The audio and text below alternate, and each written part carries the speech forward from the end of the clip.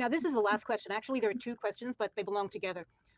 Do you believe that this new wave of self-educated retail investors demanding reform in the market is the push we need to fix these major weaknesses in our economy? And the second question, how can APES bring change on the government level to ensure the stock markets and the governing bodies are fair and are for the people instead of for the 1%? I tell you this, and I told friends ever since this GameStop thing happened, which don't forget, that company's in Grapevine, Texas, about 5 miles from where I grew up. So anyway, the point is, absolutely, this is critical. This group of apes, as they call themselves, need to be proud of what they're doing. They need to grow and grow and grow, and it needs to grow internationally also, because this is not just a U.S. problem.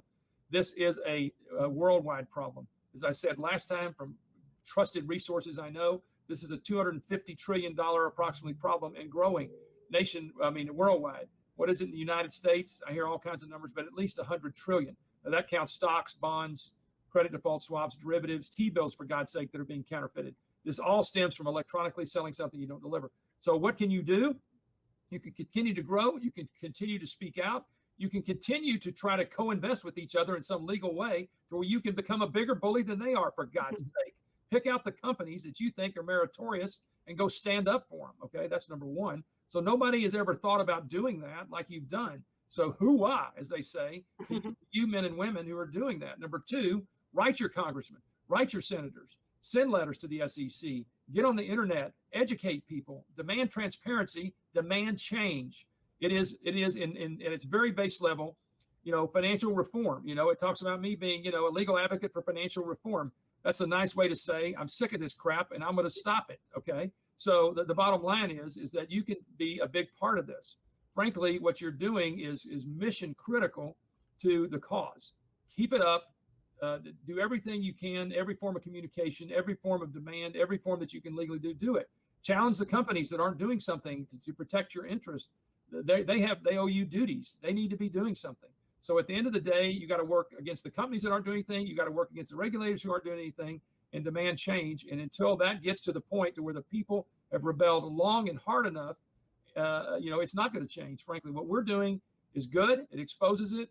And what we're fixing to do, which is build it up and do a much bigger group of cases, that's coming, ladies and gentlemen, it's still not going to be big enough. It takes an enormous movement. Why? Because these people, are involved in the Fed, they're involved in the World Bank, they're involved in all of this. So this is what my friends refer to amorphously as the cabal. Okay, we're taking on the cabal. Who is that? Well, you'd have to kill me and shoot me because I really don't know.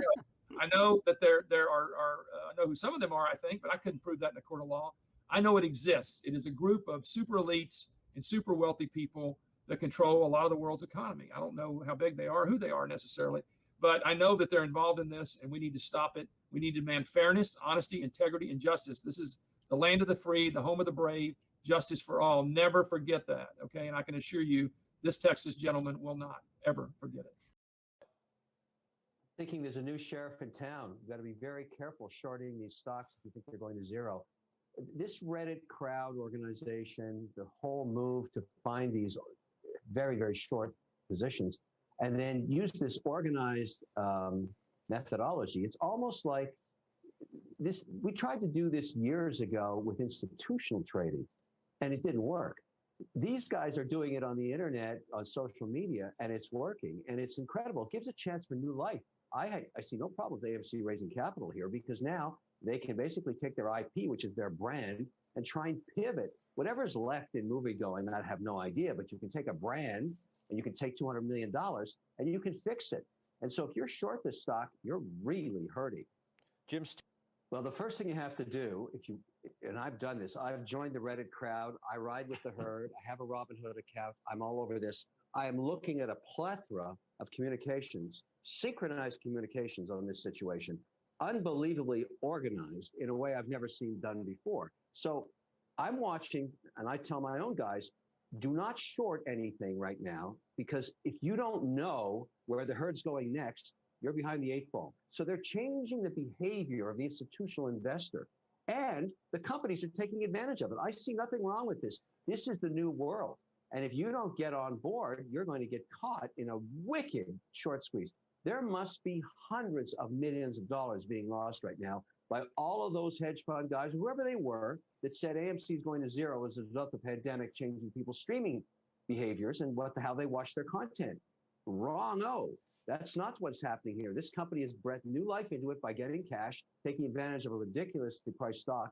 I'm not saying it's a buy or a sell. I'm just saying this is new and it's here to stay. Well, and it's changing behavior. Well, Jim, but in terms of looking at this as an us versus them, I'm sorry, I'm not buying into that. I think that's dangerous. And again, look, there's a lot of people, there are a lot of short sellers out there that have been borrowing stock they didn't have. In other words, yes, I think there are dynamics where retail investors can get caught, but it's really a dynamic where I think this is going after bad companies.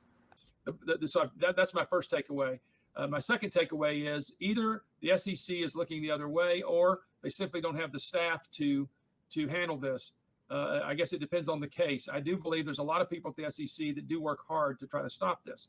But there seems to be a lot of others that frankly, I don't have a lot of respect for that aren't doing much. Either way, whether it's, underpaid and overworked or whether they just don't want to mess with it, whichever it is that system that's allowing this to happen. The fines and the consequences are not commensurate with the crime. That's a takeaway. Number two, the fox is in the hen house. It's that simple. The DTC is a self-regulatory organization. The DTC, and actually the DTCC, that's the parent company, is owned principally by the prime brokers, the New York Stock Exchange, and others. They clear, almost $1 quadrillion of financial transactions per year. They are virtually untouchable, if you think about it, because they have immunity for their quasi-regulatory function. Now, they don't have immunity, just like the exchanges don't, for things outside their regulatory function. There's some recent cases in the Southern District of New York on this issue that are quite interesting, that are working their way through the court system. So in other words, you do things, stealing would not be something within the course and scope of your job as a regulator. So believe it or not, there are some lines, I think, being drawn. So the case for Overstock, I'm not handling that case, though. That's okay. Next question. Have either Lucy or Wes witnessed the SEC take strict action to market makers and brokers facilitating fraud? No way. Did you notice that, Wes? Yes. You hesitated only for a millisecond. Well, look, let me tell you how I see this. And as a lawyer, I try to be more objective. I credit the SEC with the fines they've done, because let me tell you why, Lucy. This is important. At least it brought credibility so that myself and my colleagues could get out of our spacesuits and talk with authority to the court, for God's sake, okay? Because when you would talk to courts in the early 2000s, they would say, basically, get this guy over to the insane asylum, okay? Because you can't even imagine this, okay? And of course, it gets worse as these concepts get more sophisticated. So ultimately, it's way short of what needs to be done, but at least they're exposing what's go to FINRA, read the regulatory actions here, Canada, principally, some in London. Go to sec.gov, read the regulatory actions. At least, $400-something million that Merrill paid, that's, I don't know what they made off that, but that's not anything to sneeze at. So at least it exposed using customers' account shares. At least it exposed all the mismarking of tickets. At least it exposed the computers that are set up intentionally to mislead you. So let them keep doing that, because at least it's going to corroborate for us that are out there in the courthouse that it's true, that it's real.